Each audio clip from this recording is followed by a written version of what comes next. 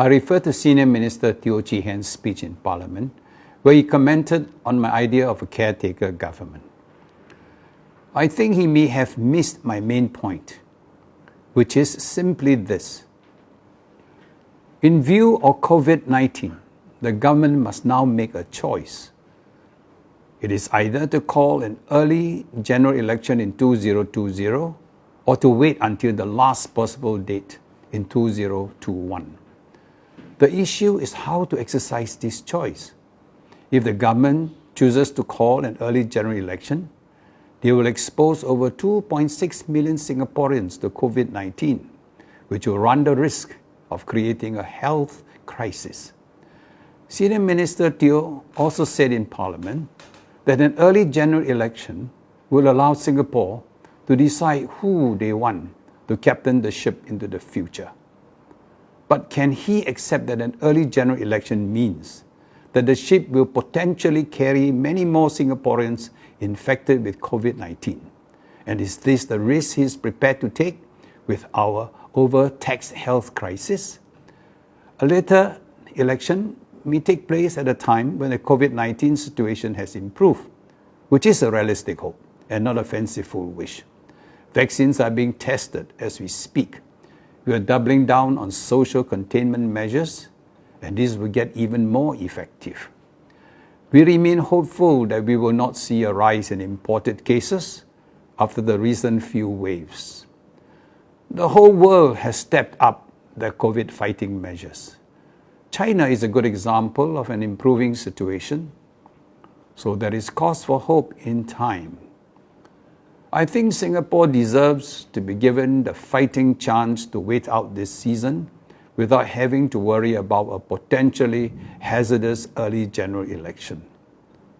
Now, if my prediction is wrong and the COVID situation becomes so bad that the government cannot hold general elections by April 2021, we have laws to cover an emergency situation, such as the Emergency Essential Powers Act, where Section 2 states that the President may make any regulations referred to in this Act as essential regulations, which he considers desirable or expedient for securing the public safety, the defense of Singapore, the maintenance of public order, and of supplies and essential service to the life of the community.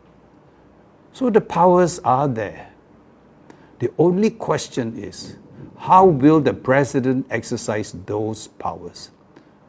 The risk here is but a legal constitutional problem as to whether a caretaker government can be formed.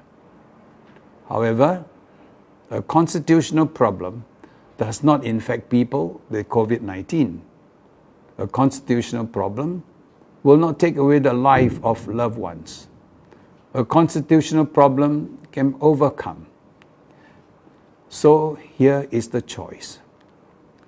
Hold an early election and cause a far worse health crisis, or delay the general election to 2021 and face a possible constitutional problem if no general election can be held by April 2021.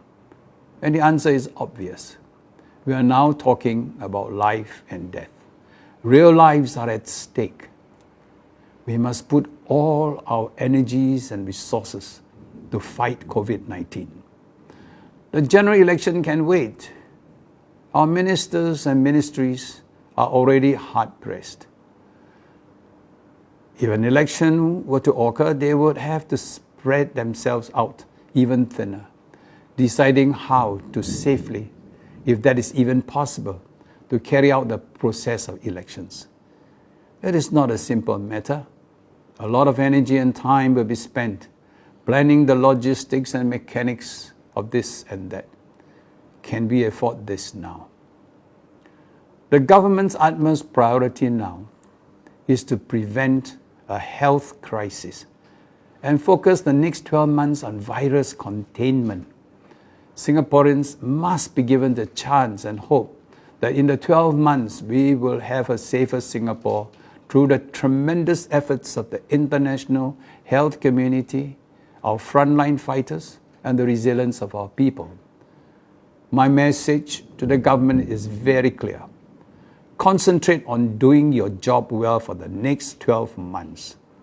And let's keep everybody safe. A captain can steer the ship, but if there's anything we have learned in the last few months, it's that if the people on the ship are sick and infection is spreading, it can take a long time to find safe harbor. In that scenario, the $48 billion resilience package would sadly be a futile exercise. For your information, I've also listed countries who have postponed elections in the light of the situation in the description of this on my Facebook post for Singaporeans to look at and consider. I do not make this suggestion lightly, but since we are looking at a potential life and death situation, let us make the right decision and choose life over politics, for country, for people. Thank you.